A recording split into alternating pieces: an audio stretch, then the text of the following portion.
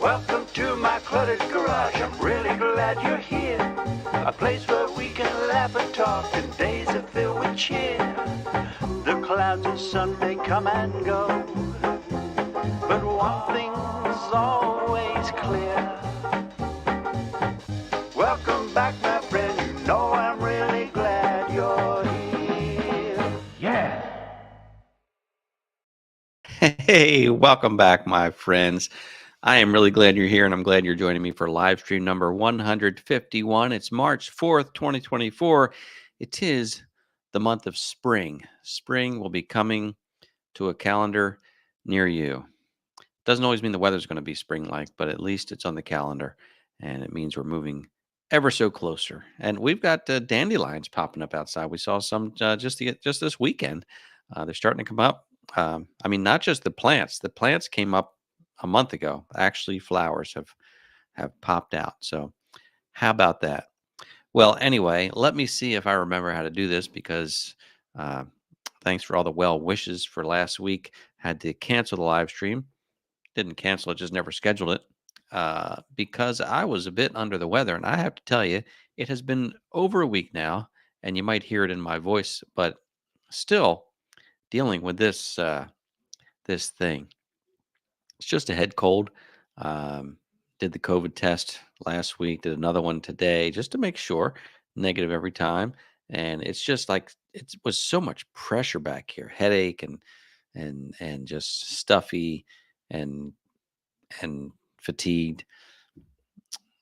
But luckily, I haven't had a cold like that for feels like it's been a decade. So take them as they come. But it's been a rough one, I have to say. I didn't record any content last week. Just doing that old self care thing. So, but I wanted to be here tonight. I wanted to see everybody. I wanted to chat with you. And I see that Ben is here from When Workers Play, and Daniel and Kent from Open Construction, and Chris from the Watershed Overlook, Woodster 300, Bob, and Gary's even here. Wow, Gary, I can't believe you made it here. You're always working on these nights.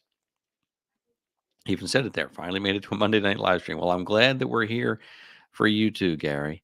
Bob is there, and Phil and Joseph. So that is great. Lots of folks here. I do want to mention for those of you who may be watching for the first time, um, I want to welcome you. And if you are joining the live stream for the first time, please say hi in the live chat. Let us know it's your first time. Let us know how you found the channel. Was it YouTube, Facebook, Instagram, TikTok?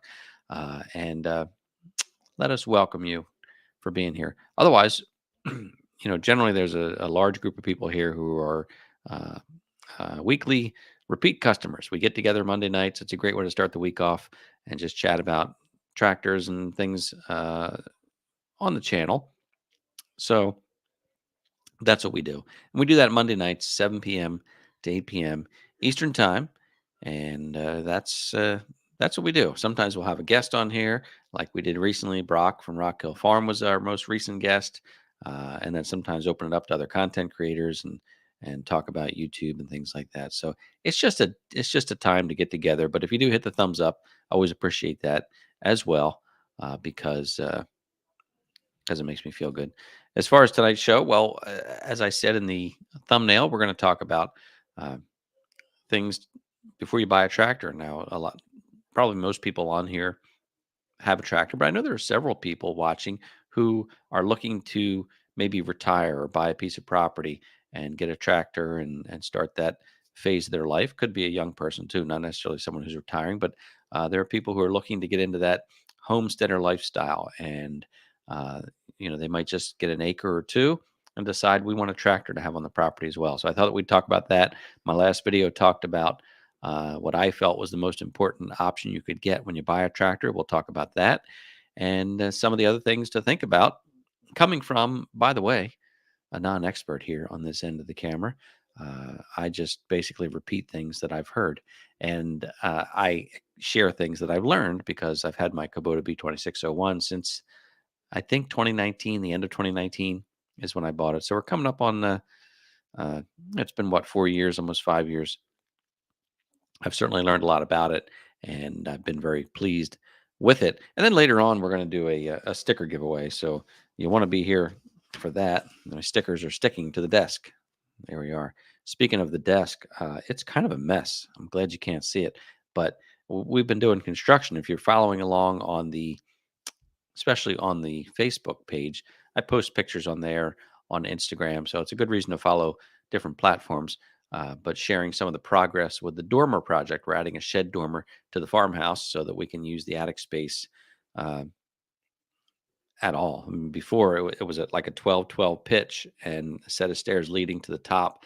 I could walk up the stairs and basically my head's right at the peak. It's about 8 feet tall at the peak.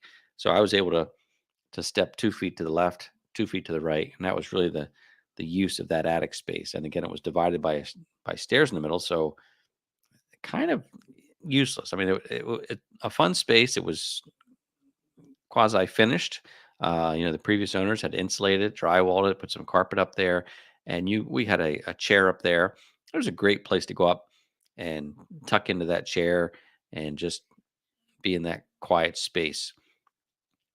But now it's an actual room. You go up there and you can actually stand up, can walk around, and we at the top of the stairs we're creating two rooms, one on the left and one on the right, and it's just going to be a nice usable space. We'll probably move this office up there. Anne wants to have maybe a place to put her sewing machine and do some of her she stuff up there with the crafts and whatnot. So it's going to be nice to have that space. So anyway, what was my point about that is to follow on Facebook and see some of those pictures of the mess. That's what it was. It's messy. I mean, even though the guys doing the work, they cover everything up, they do a good job, but it's just so dusty no matter what. And there's just dust that has come down kind of everywhere. It's comes with the territory of demolition, construction, all that good stuff. And of course, this being an old house, and they're working right above me here. Not right now, but we've got like nail heads are popping like in the different rooms because all the vibration and the drywall. So that we've got nail heads popping and little pieces of little chips of drywall falling down. It's so fun, very fun. So yeah, so that's kind of where we are, and I'm going to read some comments and we'll reply to those comments. That's the other thing that I like to mention if you're new to the channel. First of all, I mentioned we do this every Monday night, only 7 p.m. to 8 p.m. So we'll only be here for an hour at the most and then send you on your merry way. But the other thing that I would like to mention is if you're new, to post a question in this format, the word question followed by your question, and then I'll see it. Folks in the live chat will see it. A lot of times you'll get answers quicker and more accurately from folks in the live chat. So if you have questions, post them on there, or comments about the channel, suggestions. Let me know. That's what's so fun about these live streams is they are designed to be interactive. It's a chance that we can practically talk to each other. It's obviously I have to read the comments, but it's still a way to directly communicate that we can't do that quite well, not in real time. What I like about YouTube is that you can comment on the video and I can respond to the comment, and we do have a kind of a relationship that way. But this is a more in-person type of conversation where we can chat. Well, I can talk, you can chat, but it's a nice way to communicate.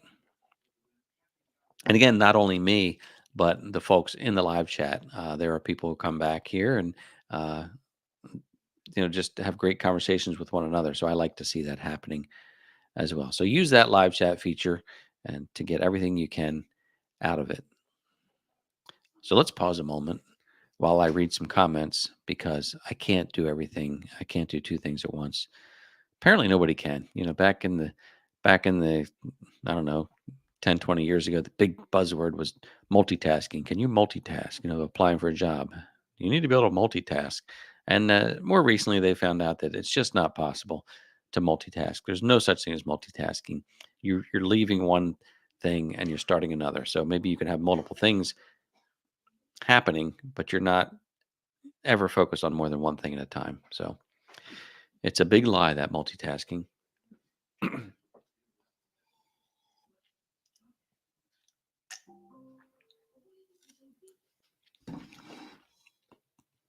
I see folks talking about the weather and the sun is setting later, which is fun. I think daylight savings begin. I always get confused. Does it begin or end next week? I think it begins. Yeah, I think it begins next week. That is fun. That's when it really feels like spring, when you're looking out the window at now like 6:30 p.m. and the sun is still out. And of course, as summer goes on, high summer, it's going to be 8:30 at night, and it's going to be uh, light, which is light and warm. That's we like to stay outside as long as we possibly can. And it was nice today. It was beautiful yesterday. Amazing. It's in the 60s yesterday. Today was cooler, but still a decent day. We're going to have a lot of rain over the next few days. So the good thing is the shed dormer is closed up, beautiful standing seam, metal roof, all crimped and put in place, and just a beautiful job. A beautiful job that nobody will ever see because it's way up high. And if we took a walk back in the woods the other day, and if you get back in the woods and stand on the hill, you can see the roof. But otherwise, when you're standing around the house, you really don't see anything because it's kind of a flat roof, and you just can't see much unless you look at the drone shots. So that's one way. So I see Gary's talking about this is interesting, a huge consignment auction coming up there on Thursday, and Gary will be doing a video of it. I did a video. We have a local farm auction every February, and the last 2 years I attended the auction and I made a video about it. I even made a purchase at both auctions. The first year I bought the 4-foot bush hog, and then last year I bought the uh, carriage, which is lawn art at this point, but we have it covered up to protect it from the winter weather. But it's you can't sit in it or anything, but it looks really cool. I bought that last year. This year I was unable to attend. It was about 2 weeks ago, I think. But I had another commitment on that day. I had to miss it. And then there was another farm auction that happened just this past Saturday, another local farm auction that I've never attended. I really wanted to, but it was real. Saturday was really rainy and probably a great day to go to an auction like that because I'm sure that a lot of people stayed home who wouldn't normally have gone. So you may have gotten a better deal on the day. But I didn't go because still getting over this head cold and thought I really don't need to go out and stand in the rain for 8 hours. So I did not go to that either. But those are a fun thing. If you have a farm auction or a farm, you're saying consignment auction. I assume you mean farm machinery. But if you have an auction in your area, and you haven't been for a long time, I would recommend it. I really love going, even though the one I've gone to is in February. It's cold. Uh, it's long. You stand around for a really long time, especially if you want something. You have to wait for them to get to that item to bid on it. And that could be hours and hours for them to get there, but it keeps moving quickly. So you've got to pay attention. I've missed a few things where I've thought, oh, I want to see what that goes for. Maybe I'll bid on it. And you're kind of trying to keep an eye. They've got multiple trucks going up and down the rows with the auctioneers, and I've missed it. I'm like, oh my gosh, I waited 2 hours and I missed this row. They already did it. Uh, but that's kind of the name of the game. You just have to wait around, and then of course you have no idea what things are going for or what that particular item is going to go for. You may wait 3 hours for that item to come up, and then you're outbid, uh, almost instantly. Outbid as far as what budget you've set for yourself. You certainly could always win the bid if you're willing to not stop, but uh, sometimes you're just somebody wants it more than you do, and you get outbid. So it's a it's a long day, but I just love it because it's so to me. And I don't want to insult other countries here, but it just feels so Americana. I think because I went to auctions when I was younger, and it brings back some of those memories. But there's something what's nostalgic, but there's something really uh, almost feels historic about it. And again, they probably have the same thing in other countries, but for me, it's a memory that I have. But it's really neat. It's something that takes you back many many years. The technology has increased to the point where when you bid on something, uh, and once the sale closes, they send the information electronically up to the office trailer, and by the time you walk up there, they already know what you bought, what you owe, and you can pay for it even with credit card. So the old days, you had to wait for the sheet to fill up when they fill out all the winnings, and then they send the sheet up to the office and whatnot. So it's they've used technology to their advantage, but it's still a very uh, I can't think of the word, but I just want to say an old school kind of thing. It's fun though.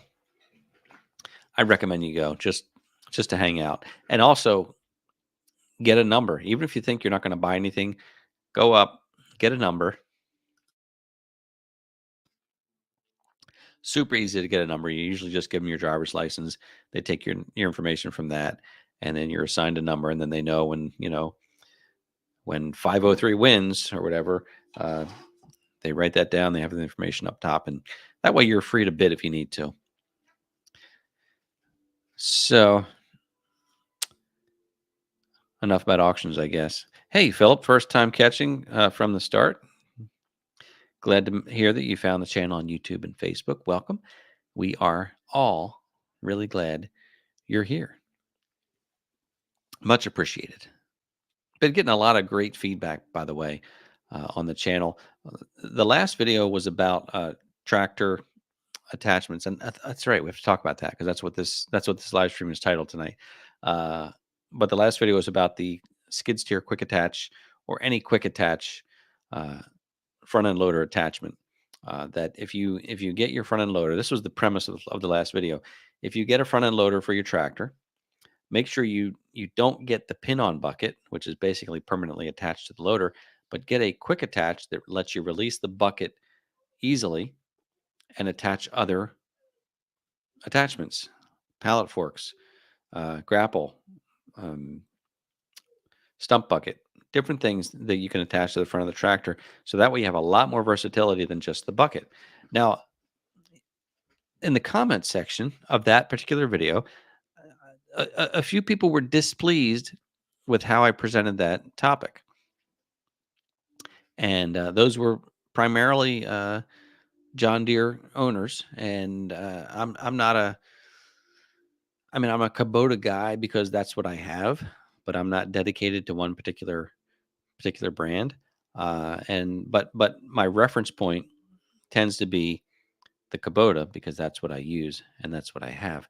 Now I do know that John Deere has its own quick attach system, the JDQA, which is a similar system to the skid steer quick attach, where you still pull up to the attachment. It has sort of like hooks that you pick up the bucket or the attachment, you roll it back, and then there's a couple pins that you drop in place with the John Deere. Whereas the skid steer quick attach, you close some levers down and that puts some pins in that way. They both work really well. Now, here's where the pot got stirred a little bit, and I had mentioned in the video that John Deere's quick attach system is proprietary. No other tractor that I'm aware of uses that system. It's specific to John Deere.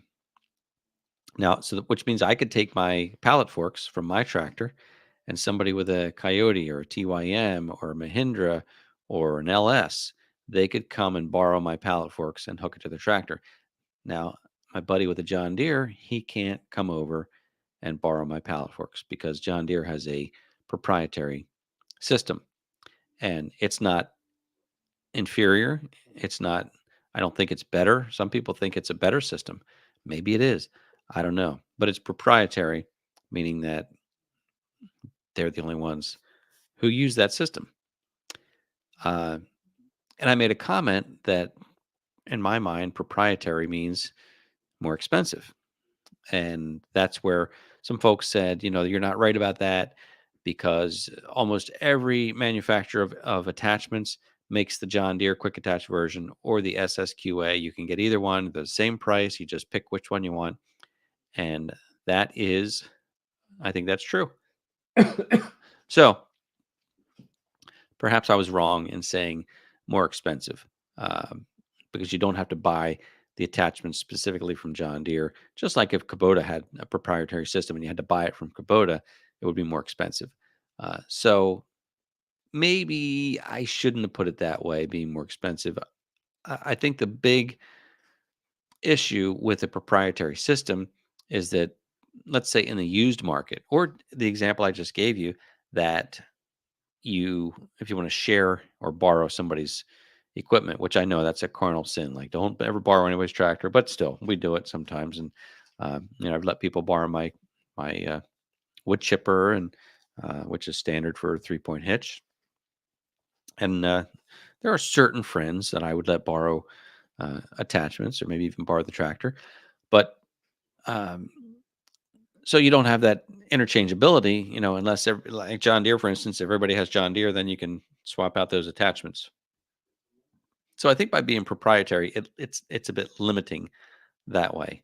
Um, but as far as, you're right, folks, you're right that as far as buying no attachments, they're often available either or. Now, I will say, like at this auction that I missed on Saturday, they had in the pictures, they had a row of pallet forks, like maybe 30 or 40 sets of pallet forks for sale.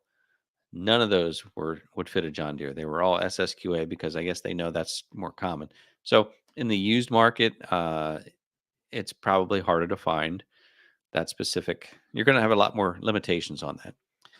Enough about that. I was not criticizing the John Deere system. I like it. I've used it.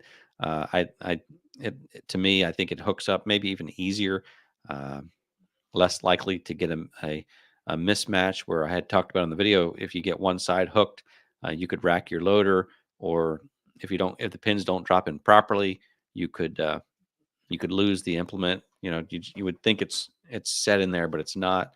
So, um, it's a look at the brand new box of tissues. You try to get the first one out. Does this happen to you?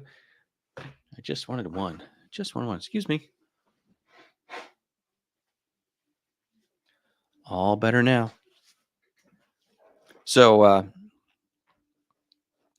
anyway, enough about that. Uh, Although I did think maybe I should make a video about this John Deere controversy that I may have stirred up among some viewers. But I like them all. I can tell you that. Um, Anybody have any thoughts on that? We can see in the comments here if we do. While I'm looking at comments, I'll answer Chris's unrelated question about the arborvitae. In one of the videos, we planted 45 or 65, I forget, arborvitae at the other property, like a year or two before we sold it. We were thinking far into the future, thinking if we're going to be here forever, we want the front of the property to be totally private. Um, so I happen to drive by that place all the time, Chris. We're not far from what used to be home, so we drive by all the time. I haven't really noticed them filling in yet, although they can grow like a foot or more per year. So they're definitely filling in nicely. They're a little brownish this time of year, and we were worried that we lost them the first year, but then they green up, and we didn't lose one. I mean, we had 100% survival rate when we planted them, and we did the 45 across the front, plus several others around the property, or however many it was. It was a lot. So, the fact that the new owners of the property had asked me about rototilling an area for them the way I used to do it before. So I may actually get to go home and do some of that. So that would be fun. And Bob, totally random question, Bob. This is not tractor related at all. And I'll let people in the live chat answer that. You're asking about getting an iPad Pro or MacBook. I don't have any kind of preference to tell you with that. I do like using a mouse. I like being able to use the touch screen, and some computers now, at least Windows, are multiple. They're touch screen or mouse. I don't know, but um, yeah, that's something I can't answer for you. Depends on what you're going to do with it. But I do like using my mouse. So for me, I would probably always go with the MacBook because I need the mouse. But it depends on your use. It really does. So I'll look and see if there's any other questions here.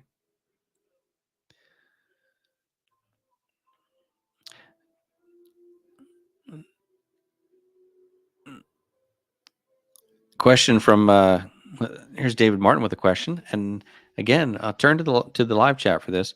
2 driveways to stone. What size and shape stone lasts and locks the best? We typically use like the 3/4 inch quarry stone, which is kind of jagged, and it locks together pretty well. I don't know much about other stones. You can get crushed concrete. Um, I guess the question, David, is: are these new driveways, or are you resurfacing driveways with stone? Uh, if they're new driveways, then you have to dig them out. You have to put a base in there of crushed concrete or other kind of sub base that can pack. But otherwise, if they're already established driveways, and you just need to add some stone. That 3/4 inch seems to work well around here, but the different parts of the country, they have different things available. So, great question, Brian. I meant to bring this up. Thank you. Brian's asking about the outcome of the drone. Uh, I had shared that I smashed the drone into a tree. This was about, I don't know, it's probably been already 3 weeks ago or more, about 3 weeks ago.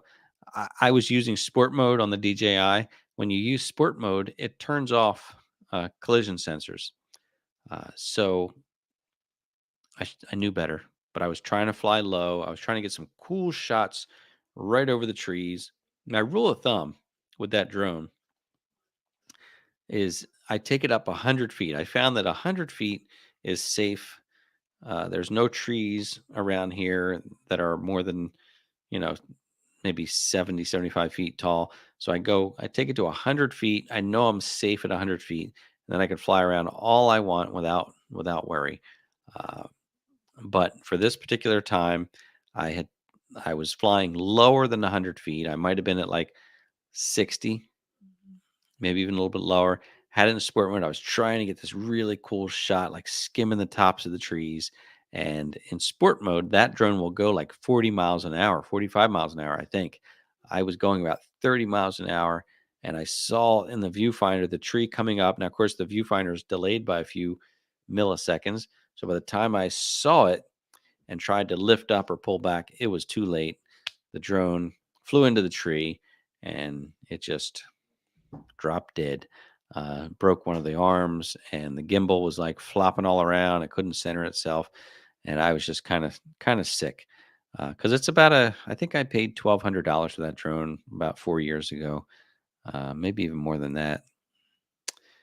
So I sent it back to DJI. They have a repair service. You fill out the online form.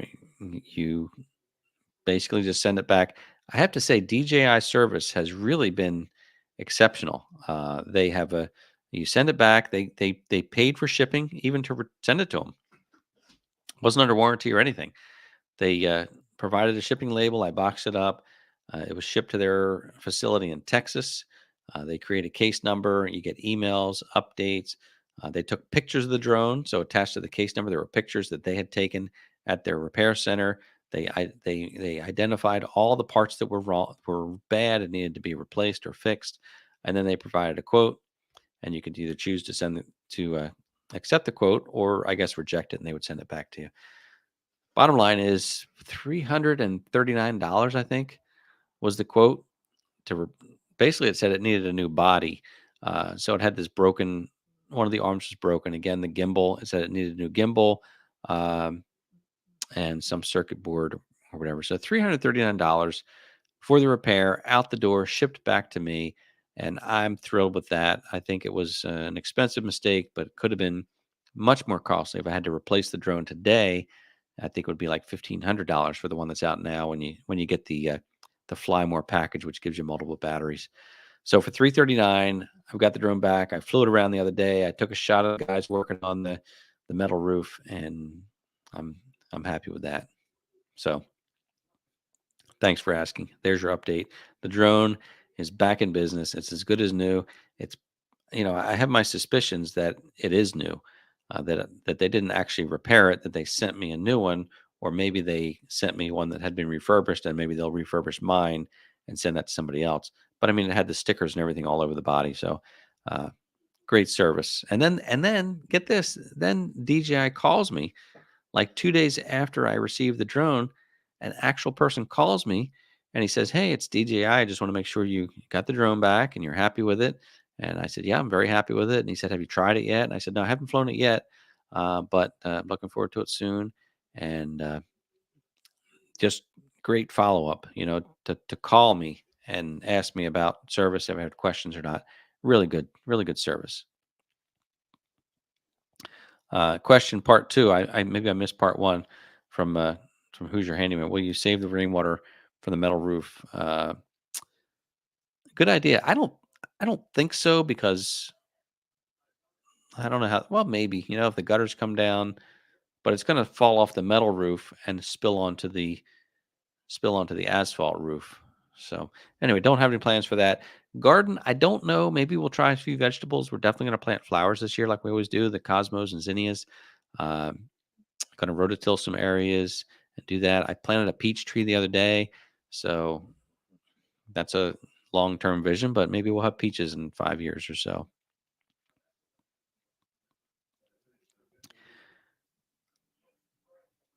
All right, so I'm going to look at some more comments here. But I want to know, back to the idea of tractors and attachments. Things that people should know before they buy a tractor. Uh, any suggestions that you have? Put that in the live chat so we can talk about that before we go. Uh, my big one, of course, was getting the quick attach. Uh, Things that you can't really change later easily. I had bought with the B2601. I had bought that because I had the one of the options was the mid mount PTO, the forward facing PTO, and I thought, well, that's pretty neat. If I ever use a snow blower or mid mount mower, I'm not going to do that, and I knew I wasn't going to do that, but I thought one more thing to have, but I didn't need it. And I honestly, if I get another tractor and if the mid mount PTO is an option, I probably won't get it, or I'll consider a tractor that's bigger that doesn't even have that option. But it's not something that I need. But consider all these things. Like really think through, what am I going to do with this thing? What could I possibly do with it, even beyond what I think I'm going to do with it? You have certain ideas, but everybody knows once you have a piece of equipment on your property, you'll come up with new ideas for it, and you'll want to do more with it. So don't think you'll be limited when you get it. You're gonna enjoy it, and you're gonna want more things. So really try to think ahead of what possible attachments you'd want to add in the future, what possible projects you'd want to have, and just plan for that. Because if you're thinking about it now, you'll do it.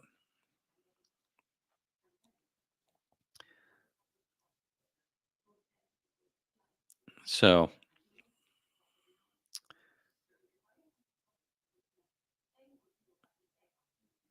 okay,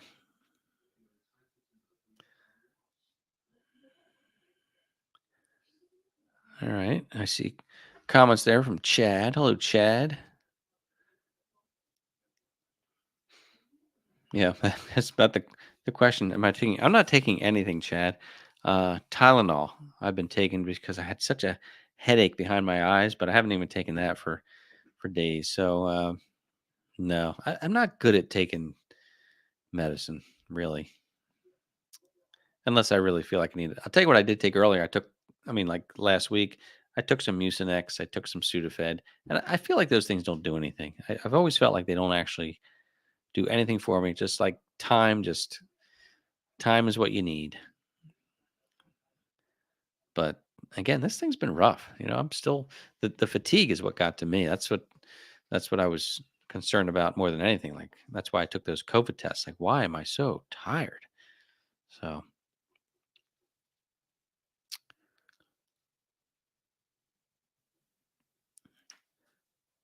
okay. Thank you. Thank you, Ross. I was confused. I was confused by Ross's question. I was trying to.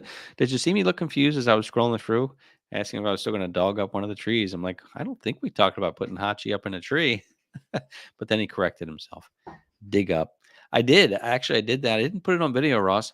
Um, Speaking of the property that we sold, we had a very special oak tree that I planted, and I actually put in the contract I wanted to take that tree with me. I planted about 3 years ago, and I actually did take it last. I guess it was last week, maybe last Tuesday or maybe before that. Um, I went down there and I dug it up. But the thing is like 5 feet tall. When I planted it, it was like a foot tall. And I'm thinking, oh, I'll go plant this, transplant this tree. It's probably about 2 feet tall now. And I just hadn't thought about it. And it was 5 feet tall. I brought the tractor down there. I don't have a backhoe. I don't have a backhoe, but I had the bucket. So I dug with a shovel a big ball around it and tried to pry it up and put it in the bucket.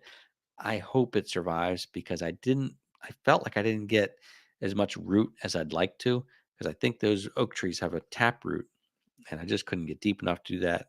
So I got whatever I could. I planted it. I put it in some really fertile soil. What I did was I dug the hole, filled the hole with compost that we've been making here. So compost I think is very nutrient rich. So put it in compost, put the dirt around, packed it down, been watering it daily, and just saying my prayers that the little oak will make it. I did transplant the tree, Ross. Long story, not even short. Long story. I transplanted it, but I did not put any of that on video. Uh, Point here made by Chris from the Watershed Overlook. To Chris, the biggest advantage of the SSQA, besides being universal, is that you can secure it completely from one side of the tractor. I think you need to place pins on either side of the John Deere quick attach. Now, that's true. You can reach over and just lock one lever, lock the other one, where the John Deere, as I recall, has two little pins that stick through, not little pins, but they have two pins that stick through. And I think you drop like linchpins in each side, so you do have to do that. Uh, so I guess that's an advantage to do that, right? Right. All right. Catching up on some comments here.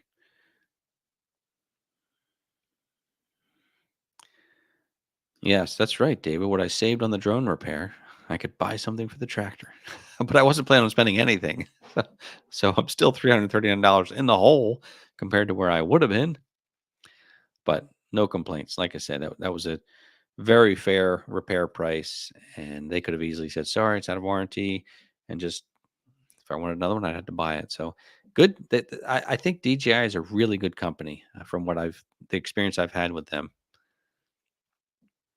There's a tractor comment about things to get a third function when you buy your tractor. Great point, Phil. Uh, I knew that I wanted a grapple for my tractor when I bought it.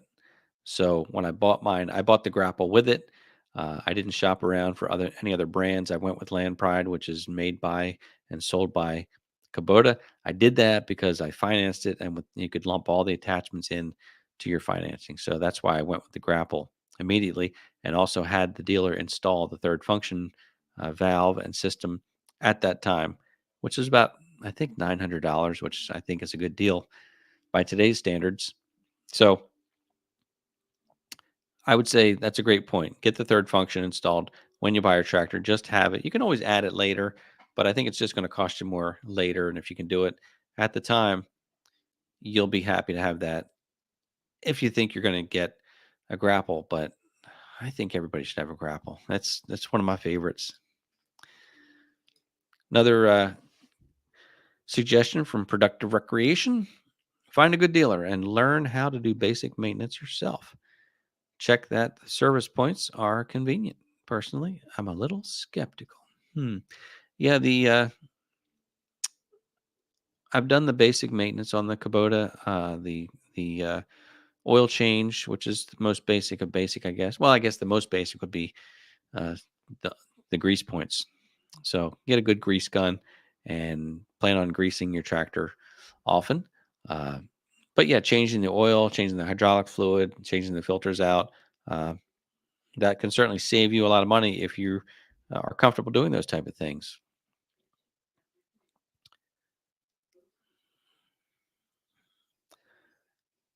Okay.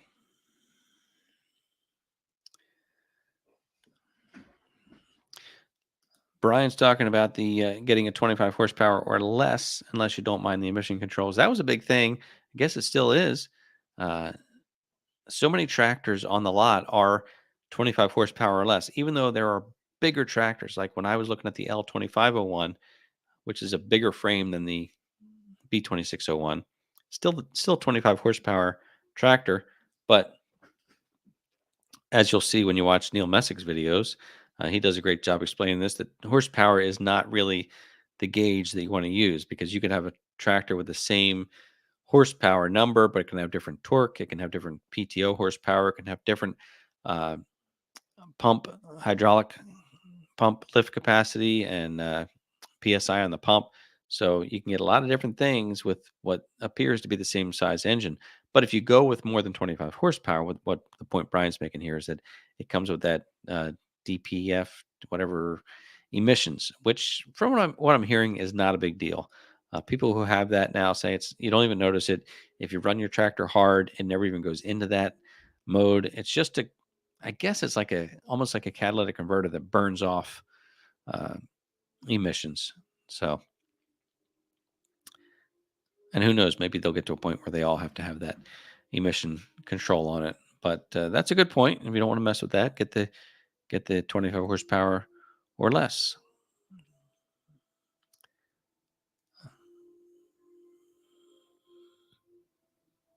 Okay. And Brian saying the Yanmar is similar to John Deere quick attach. The only thing he doesn't like about it, they sell a plate to convert to SSQA, but it's like 300 pounds. That's a good point too. The SSQA does anything you add to the front of your tractor is going to use up some of that lift capacity. So you're down just by adding that. You're going to reduce your lift capacity. So great point there. Joseph is asking if we can talk him into spending money. What a great opportunity for you, the viewer, to talk someone into spending their money. You can spend somebody else's money. Joseph, I'm with you, man. I think I would like a flail mower. I don't have one. I've never had one. Uh, I have the finish mower, which does a nice job, but and I have the bush hog, which doesn't do a nice job, does a good job on bigger stuff. But I really think a flail mower would be great to have. Uh, because I think here's the advantage that I understand is that it's tougher than a finish mower, but it gives a better finish than a brush hog type mower, a rotary mower. So I don't know. I don't know what other reasons, but folks can fill you in on what that would be. I think it's durability compared to a finish mower. I think it's that balance of more durable than a finish mower, but a better finish than a rotary mower. It's that in between, and you can get the hammerheads, which are like I guess they're like a forged metal. They're going to be a lot stronger. So if you're hitting rocks and things like that, they can kind of bounce off of it. But also they're heavier, so they're going to cut through, maybe 1-inch trees or something. I don't know, but that's a good that's a good question, and I wish I had a flail mower so I could compare it to the other mowers that I have. And Chad, there's two reasons to use your tractor. One is to make YouTube content. The other is to justify owning the equipment. Well, of course, like every time you use it, you're like, look how much I just saved by doing this project myself. We justify that all the time with everything, right? Bob suggesting a hydraulic top link. Again, something I don't have. I know that Chris at the Watershed Overlook installed one. You can check out his video about how he did that. I think it might even be a two-part series. But I have not had a hydraulic top link, but I have definitely been in situations where I think that would be handy. Now, to do that, I think you need rear remotes. So that's another element to go with that. But it's a great point for sure to consider that. And Tony Cox, I do not have a Pat's Quick Connect system, although I have looked at it and I think it looks really interesting. Um,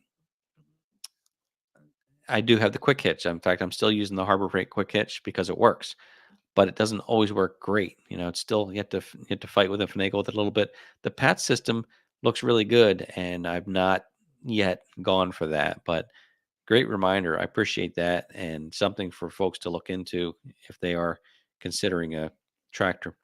In fact, Tony, you bring up a great point. Uh, for anyone who either has a subcompact or compact tractor, or someone who's going to buy one, you're going to want a 3-point quick hitch or a pat system, because you will get so frustrated hooking up your 3-point attachments. Sometimes it goes well, sometimes they will not cooperate for nothing, and you'll get so frustrated. I've been there. I've been there. So that's a great point, Tony, for folks to consider a quick hitch or a PATS system, which is another form of quick hitch that allows that 3-point a little more flexibility when lining it up. So great point. And yes, Dan, I do have my rear tires filled with liquid ballast. Uh, I think for me, preferring rim guard or a ballast box, I would say both. I would say, but I've never been comfortable using my tractor without something else on the back. Even though I have uh, ballast in the tires, anytime I use the front end loader, I have something on the back, either my box blade, which my box blade is kind of my go-to rear ballast because it's short enough, but I think it's heavy enough combined with the tires, gives me maneuverability. But generally, I don't use my front end loader unless I have some type of ballast in addition to the tire. So I vote for both in my view. Um, and I would say if you could only choose one, I think I'd still go with something on the back, because I don't know. I feel like it just gives you more stability because hanging off the back, putting more counterweight back there. My opinion. But yeah, and there's different types here. Beet juice. I was going to say Beetlejuice or rim guard. Uh, they don't use um, calcium chloride anymore. They used to use that, I guess, because it didn't freeze, but it just would make a mess and deteriorate your wheels, and just like putting salt water, basically, I guess, in your rims. But anyway, nobody uses that anymore. They use this beet juice or bio ballast, which apparently doesn't mess up anything, which is good. Non corrosive, I guess we'd say. So yeah, Dan's worried about the constant weight in the tires. I wouldn't worry about it. I really wouldn't. Um, I only had my tractor for a week before I put the before I had the tires filled, just because I knew I wanted that. So I really didn't have any time using it without the tires. Now, what I feel like when I got the tractor back, it and the tractors aren't comfortable to begin with, but I felt like it rode stiffer. That the tires, obviously, when you have air in the tires, you have a little bit more give, and with that fluid, I feel like it's just stiffer. But I don't know. I don't think I'd worry about the weight. I mean, are you worried about the weight in that it may damage your property? Like if you're going to be riding on your lawn, do you not want to have that extra weight? If that's the case, I can see that.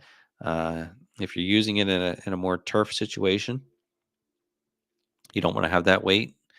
That's a good point. With the ballast box, you can always take that off and get back to a regular weight. With the filled tires, you're always going to have that weight.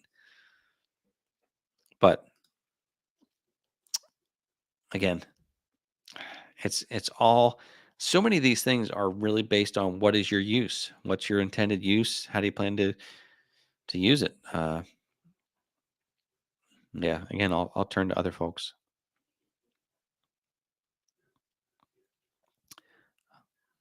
Yes. Okay. We're backing into these questions now, but I see now you're asking Dan about the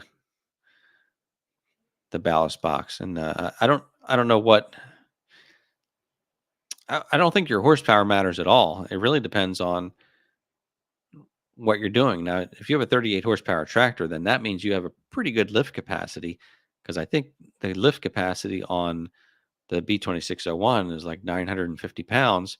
So if you have a 38 horsepower tractor, you might have a 1,500 pound lift capacity.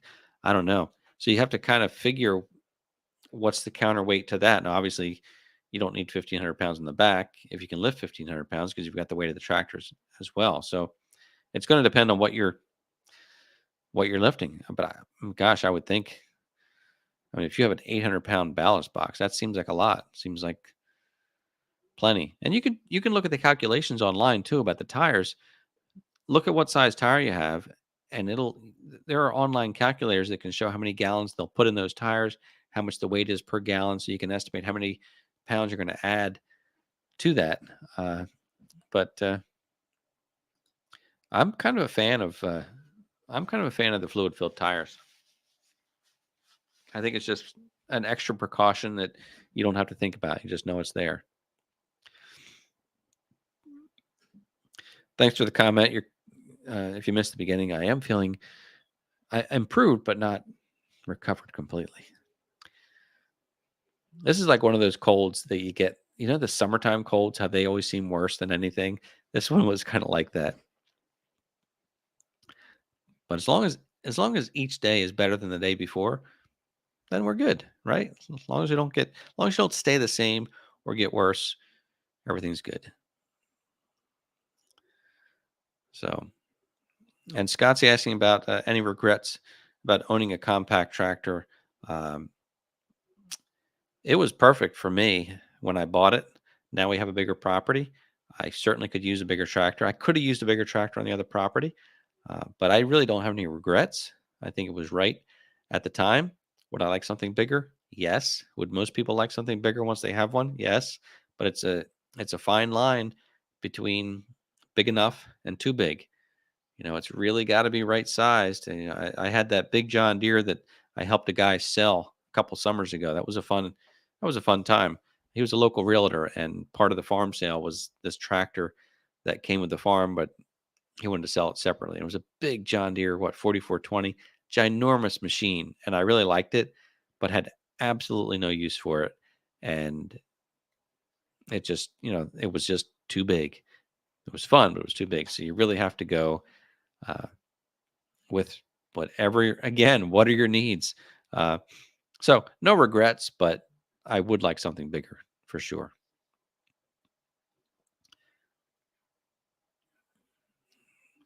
And who's your handyman is asking about turning the meadow into a premium hay, small round bales. I haven't thought more about small bales, but I think we are going to cut hay this summer there. But premium would mean we'd have to seed it, maybe alfalfa or something like that. So I'm not yet, not something that's going to happen this summer. It's a great thought, but no, not going to do that yet. We have enough to do just to kind of maintain for now.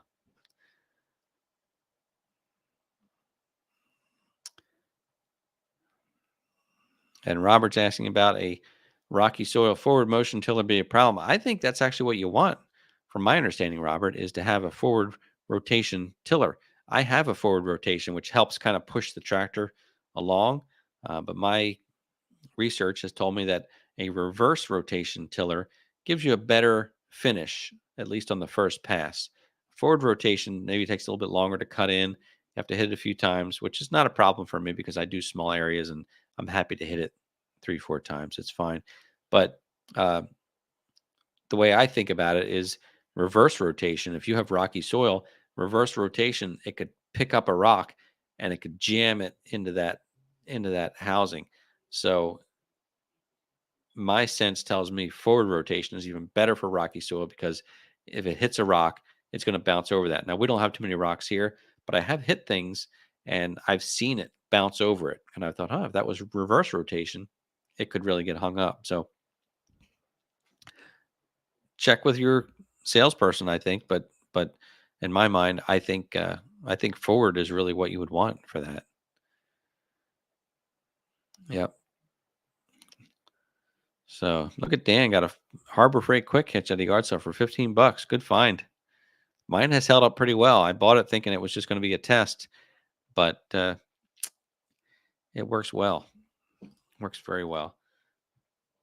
Well, look, we got to do this sticker giveaway and wrap things up. I want to make sure we do this. So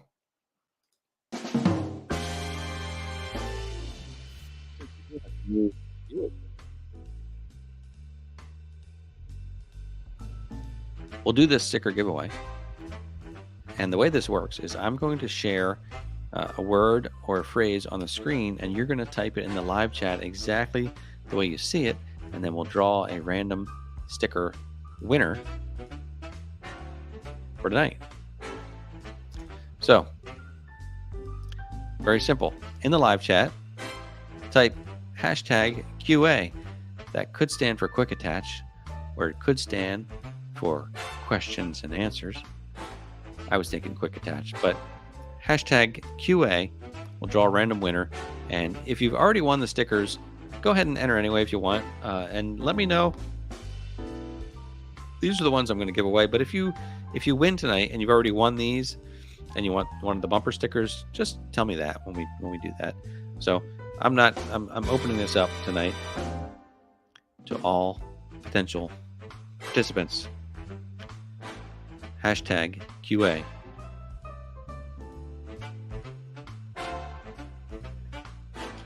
Okay. And we'll draw this shortly. We'll let the music finish out, and then we'll draw. I'll put the mouse over the draw button, and that, builds anticipation. How many entries do we have? Oh, 31. Not bad. All right. Well, we're going to hit this button here in just a moment. Make sure you use hashtag, no spaces. The letter Q, the letter A, can be uppercase, can be lowercase. And that's all it takes. And we'll have a random. Just like this. Like Michael, hashtag QA.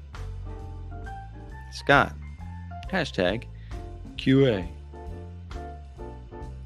That's all it takes. All right.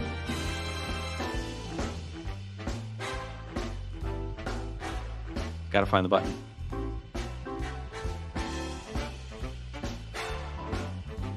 There we go. This is it. Let's do it. Is this the end of the song? All right, I'm going to hit the draw button right now.